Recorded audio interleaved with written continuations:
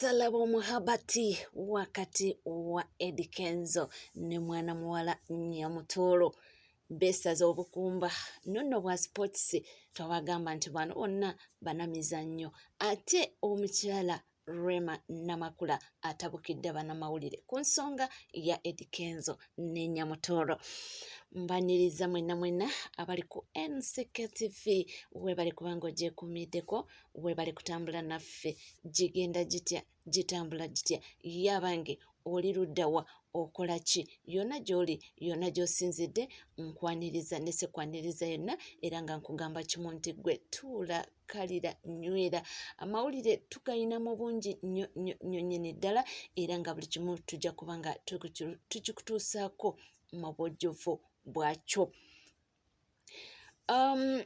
Eddie Kenzo ne mukyala we Fiona Nyamutoro ndowooza obalaba omuhabati gubatta bano nno banamizannyo era nga obalaba bonna nga beesaze obujaze bwa sports. Bulijjo tukimanyi nti Eddie Kenzo muwagizi wa Chelsea ate omukyala Fiona Nyamutoro muwagizi wa Arsenal naye nga juzi wano gyevuddeko babadde ku kisaawe nga bazze kulaba akapiira aka Uganda Cranes era omupiira ogwawedde nga Uganda ewangudde omupiira ogwo goole 1-0. Bannayuganda babadde abasanyufu nnyo ndabyeko mensinga nnyingi nnyo eziwoomya amatama eri Uganda Cranes yaffe nga bagamba nti munnange obugumiikiriza nti kintu kikulu nnyo bugumiikiriza owangula nti era bw'oba oyagala okubeera omuwanguzi beera mugumiikiriza ebirungi n'ebibi byonna obitunuulire bitwale nga bwe biri olunaku lwo lulituuka. Munnange bwetyo nalabye abaana nga bawa analysis abamu ne batuuka okugamba nti mutuleetere Brazil naye wabula Uganda mbwe essaawa ya kakati mbwe mutuleetere ttiimu ya Brazil mbwe tujja gikuba wali nti kubanga abaana kati basambira ku mutindo guli ogw'amaanyi era bagambye nti this time around tulina okuba nga twesoga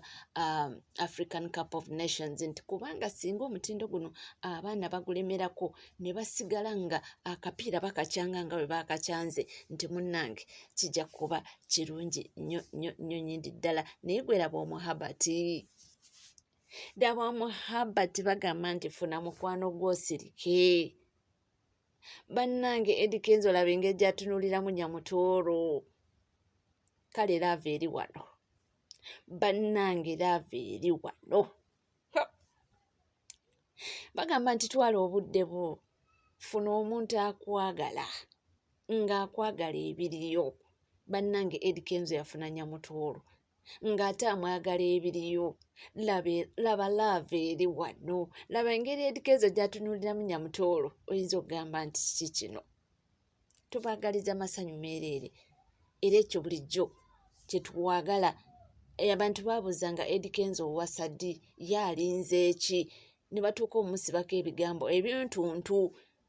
mbu bye bivaako okuba nga tawasa kumbe munnange ng'omuntu we gy'ali mu kamooli eyo naye ate olwatuuka n'aba nga amwanjulayo mu lwatu ate abantu ne bapolooka omugambo abantu abamu ne kitandika okuba nga tekyabayisa bulungi nti kati ali mu laavu takyatta nnyimba era kati eyagenda okusaba simanyi copyright baamuwaamu Nyamutoro era kati takyatoma takyayogera takyakola nkugambye naye laavu eri wano ono kwe kuyita kino ky'osobola okugamba nti funa mukwano gw'osirike omukwano gwo ng'asobola okubeererawo ng'asobola okuyirawo omubiri. Omwana yagamba ndowooza yali mugenzi muze radio nti abantu bamu be tuyita emikwano si mikwano gyaffe nti omuntu oyinza omuyirawo omubiri naye ye nga tasobola kuyirawo omubiri nti oyo si mukwano gwo mulabe bulabi nga waali nti abantu abamu baagala nnyo gw'omuyirawo omubiri naye ye nga tasobola ne bw'oba ofa so nti funa mukwano gwo osirike. So Eddie Kenzo bambi yafuna omukwano gwe nga tukyali mu byonna ebya Eddie Kenzo tujje ne mwana muwala Rema Namakula ono atabukidde abanamawulire. Rema si musanyufu ku nsonga ya Eddie Kenzo ne Nyamutoro agamba nti kisusse Kisusse ti abanamawulire lwaki buli gy'abeera mumuteeka kumumubuuza omukyala Nyamutoolo omumanyi agamba Nyamutoolo omumanyi ani atamanyi Nyamutoolo waniino mu ggwanga Uganda nti she's a honorable minister era she's a youth female MP nti ng'ogyeko ekyo akimanyi nti mukyala wa Mama Amaalu nti kiki ekyo ekirala kye mwagala ayogere nti naye bimukoyeza buli waabeera we muli mukolako interview muba aba akoze interview ye bulungi ng'eweddeko ne baleetamu agaboozi Nyamutoolo omumanyi nti mukiki mwagala explain ng'ekisingako awo agamba nti bannange let people to be omukyala yakwogera ti let people to be nti omuzungu agamba nti puule nti naye nammwe muleke Eddy Kenzo abeere ne mukyala we mbu mukisuusizza mukazi wati agambye mukisuusizza nti mumubuuzeko ku ye ne bbaawe Amuza ne Dr. Amuza tagenda complaininga nti ate ekyewunyiza nti wayogeraku nnyo ku bbaawe Amuza n'amuwaana ate ne munyiiga naye essaawa yonna mwagala muleetemu Eddy Kenzo nti abe ng'ayogera ku Eddy Kenzo nti Eddy Kenzo oyo Taata Mal tekirivaayo ekyo kya Taata Mal asigala Taata Mal mu bulamu bwe era amuwa ekitiibwa kye amuwa respect ye mumala nti naye mumuleke naye abeere ne mukyala we babeere basanyufu nti oba mwagala kubuuza kintu kyonna ku Nyamutoolo nti mubuuze Eddy Kenzo kubanga essaawa eno mukyala wa Eddy Kenzo nti naye nga ye Rema bw'oba mwagala mubuuza ku kintu kyonna ekikwata ku mukwano nti mumubuuze ku Dr. Amuza agamba nti kisuuse enough is enough nti enough is enough nti muleke Eddy Kenzo abeere n'essanyu lye ne mukyala we nti naye mumuleke ye nga mukyala Rema Namakula yamuvinga on alina omuntu amusanyusa alina omuntu amuwa essanyu alina omuntu amulabirira alina omuntu kwegamba ayogere kyaleke kye nti naye mukisuusizza bantu baffe era nalabye ne juuzi wali mukyala yali azze kupafominga wali enambooli namawulire amukolako amawulire n'amubuuza era nalaba ng'addooginze question eyo eya Nyamutoolo kubanga yamugamba mumbuuzizza byonna biwedde waliwo kabuuzo kamu kokka Nyamutoolo omumanyi n'agamba bannange ombuuzizza ekyetaagisa infact yamugambirawo good night nga yalaba nga kimusuuseeko nga gye biraga teyeetaaga kubanga addamu ate bikwata ku mukyala munne eri yavaayo amuwa ekitiibwa nga one female youth MP honorable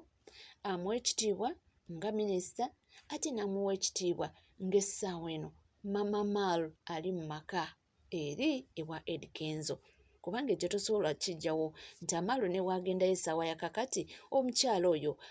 honorable Nyamutoolo yalina okuba ng'amwaniriza saagamba nti ekyo kimala ne baba nga balina personal relationship between Nyamutoolo ne Rema agamba nti ekyo kyabwe nga bo babiri oba kyabwe nga bo